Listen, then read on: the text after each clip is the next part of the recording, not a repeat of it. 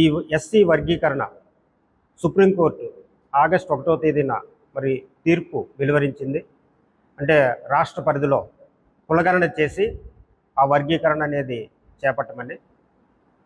అయితే ఈరోజు భారతదేశంలో ఉన్న అన్ని రాష్ట్రాల్లో ఎవరికీ లేని అత్యుత్సాహం తెలంగాణ, ఇటు ఆంధ్రప్రదేశ్ ఇద్దరు సీఎంలు కూడా చాలా అత్యుత్సాహం ప్రదర్శించి వర్గీకరణ విషయంలో చాలా దుందుడుకు చర్యలతో ముందుకు వెళ్తున్నారు.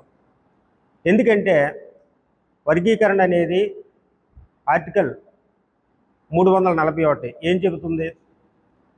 ఒక కులాన్ని విభజించాలన్నా, వాటికి కేటగిరీలు కేటాయించాలన్నా పార్లమెంట్లో దాని మీద అఖిలపక్ష సమావేశం ఏర్పాటు చేయాలి. ఆ కులాల తాలూకా అభిప్రాయాలు తీసుకోవాలి.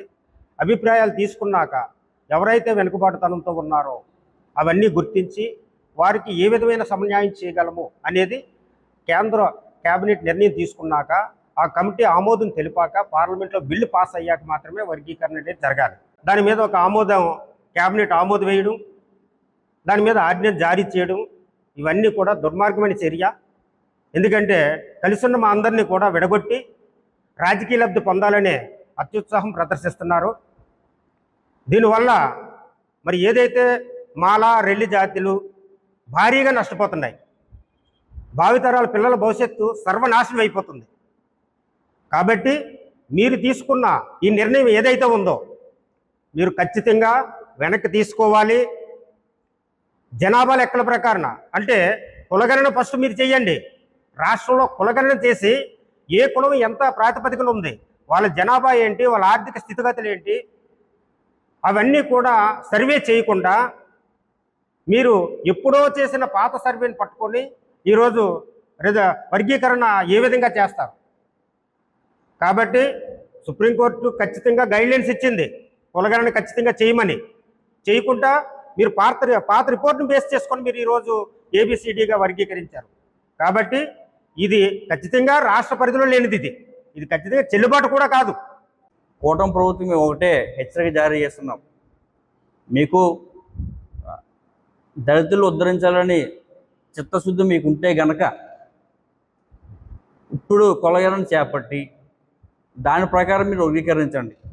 లేదా వర్గీకరణ 15% రిజర్వేషన్లని ఇంకొక 5% పెంచి 20% పెంచి అప్పుడు మీరు వర్గీకరించండి.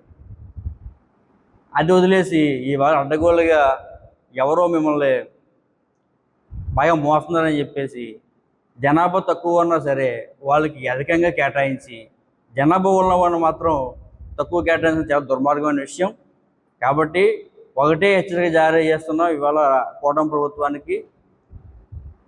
వర్గీకరణని ఖచ్చితంగా మీరు ఆపాలి.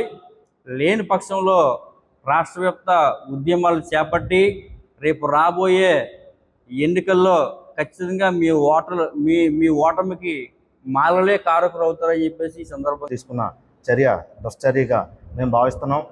ఎందుకంటే ఇక్కడ రిజర్వేషన్లు అనేది ఇస్తే ఇచ్చారు, కానీ కులగణన జరగకుండా రిజర్వేషన్ అనేది చాలా బాధాకర విషయం. ఎందుకంటే ఇక్కడ మాకు ఇచ్చింది వాళ్ళకి మాకు 15% డిఫరెన్స్ ఉంది. దాంట్లోని ఇప్పుడు తెలంగాణలోని మాదిగలకి 9% ఇచ్చారు, మాలలకి 5% ఇచ్చారు.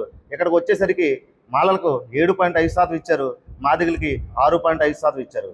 ఇక్కడ జనాభా ప్రాతిపదికన చూసుకుంటే మేము వాళ్ళకంటే పర్సంటేజ్ చాలా ఎక్కువ ఉన్నాం. దానికి మీరు ఇచ్చేది 1% ఎక్కువ దానిపైన మాకు చూపిస్తున్నారు. అది తెలంగాణ ప్రాతిపదికన చూసుకున్నా సరే వాళ్ళకి అక్కడ 9.5 చూపిస్తున్నారు. ఆ నిష్పత్తిలో మాకు కూడా ఆంధ్రప్రదేశ్లో అలా చేస్తుంటే మాలలు అనేవాళ్ళు చాలా హర్షంగా ఫీల్ అయ్యేవాళ్ళు. కానీ ఇది మీ కూటమి ప్రభుత్వం చేపట్టిన చర్య చాలా దుశ్చర్య. మరిన్ని వీడియోస్ కోసం ఛానల్ ని సబ్స్క్రైబ్ చేయండి. లేటెస్ట్ అప్డేట్స్ కోసం వాట్సాప్ ఛానల్ ని ఫాలో అవ్వండి. ఆ లింక్ డిస్క్రిప్షన్ లో ఉంది.